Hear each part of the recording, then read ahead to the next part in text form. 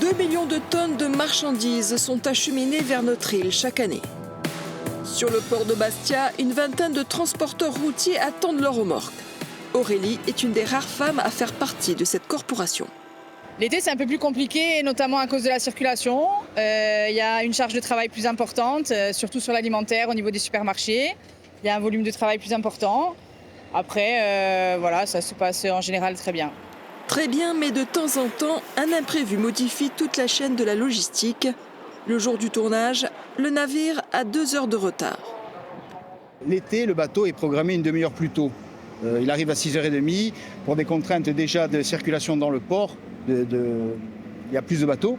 Et par rapport à la circulation routière, forcément le bateau arrive à 8h, vous sortez, vous prenez toute la panique. Donc l'heure ou l'heure et demie de retard initial peut se transformer en 2 ou 3 heures ou 4 heures en fonction de où vous allez. Celui qui part à Porto Vecchio maintenant à 9h du matin, il va y arriver dans la journée. Ces marchandises, périssables ou pas, tout le monde les attend et en particulier les magasins. José Benzoni, chef d'entreprise, porte plusieurs casquettes. Il est à la fois transporteur routier et propriétaire de 5 supermarchés. Une grande partie du fret provient des centrales d'achat installées au sud de la France. Elles sont à moins de 100 km donc, de Marseille, donc dans des accès assez faciles, dans des zones. Vous en avez donc du côté de Nîmes, Aix-en-Provence, Château-Renard, Avignon. Donc elles ne sont pas très loin de Marseille, qui fait de Marseille le port incontournable pour la Corse. En Corse, le coût du transport pèse lourd sur le prix des marchandises, même si ce dernier est subventionné grâce à la continuité territoriale et son système de délégation de services publics. Le prix du mètre linéaire pour une remorque est de 40 € hors taxe, auquel il faut ajouter depuis le 1er janvier de cette année la taxe européenne sur le carbone, ETS. C'est un nouvel obstacle à surmonter pour les entreprises de transport insulaires. On m'a toujours dit, et on nous l'a toujours répété, et ça vous pouvez demander à n'importe quel autre transporteur, que la base, le socle tarifaire du coût de transport n'est autre qu'un coût de transport que pour répayer un transporteur de continent sur le trajet Marseille-Lyon aller-retour. Donc, et le coût que l'on paye nous aujourd'hui, au-delà, serait subventionné. Vous voyez ce que je veux dire? Bon. Donc, sauf que aujourd'hui, ce coût-là, entre Marseille et Lyon, qui était de l'ordre de 1100 €, 1200 € pour vous donner un ordre de prix. Vous voyez très bien que la personne qui est sur le continent, si tant est qu'on est considéré, nous, en plus, comme citoyens métropolitains, parce qu'on a ce statut-là, en plus, les citoyens métropolitains.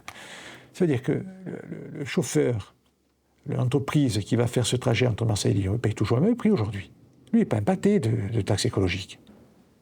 Et pourquoi nous, les Corses insulaires, qui sommes considérés comme citoyens métropolitains, on paierait 260 balles en plus pour aller à Porto Vecchio? Dites-moi pourquoi. Ce n'est pas une injustice, là. Ben là, l'État, si elle doit jouer son rôle, ou les instances gouvernantes, elle doit subventionner en partie cette hausse de prix. Sinon, il nous donne un autre statut fiscal. Il ne nous considère pas comme un citoyen métropolitain. Selon l'INSEE, les produits alimentaires sont 14% plus chers que sur le continent, et cela bien avant l'application de la taxe carbone.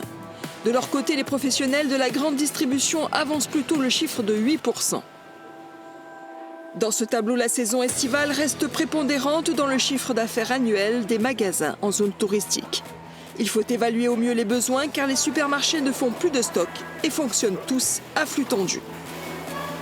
Sur l'ensemble du magasin, on a des calculs qui sont automatiques avec certains facteurs qu'on peut ajuster qui nous permettent d'être au plus juste sur nos commandes. Donc on calcule nos commandes par rapport à l'année dernière et après en fonction des semaines, on adapte avec un peu de coût supplémentaire ou un coût inférieur, ce qui nous permet du coup d'ajuster nos commandes au mieux en ayant le moins de pertes possible.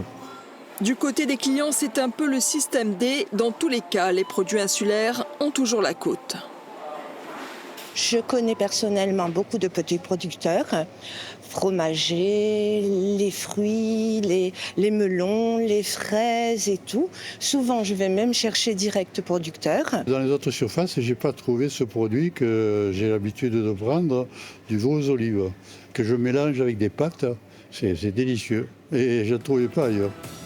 Pour compenser le coût du transport des passagers et des produits, l'État verse à la collectivité de Corse 187 millions d'euros par an afin de contenir les prix. Cette enveloppe a été revalorisée de 60 millions d'euros en mars dernier. Dans un contexte international incertain, la taxe carbone représente un nouveau défi à relever. En Grèce, les autorités ont obtenu une exonération de cette taxe pour leurs îles. En Corse, les transporteurs routiers en demandent autant.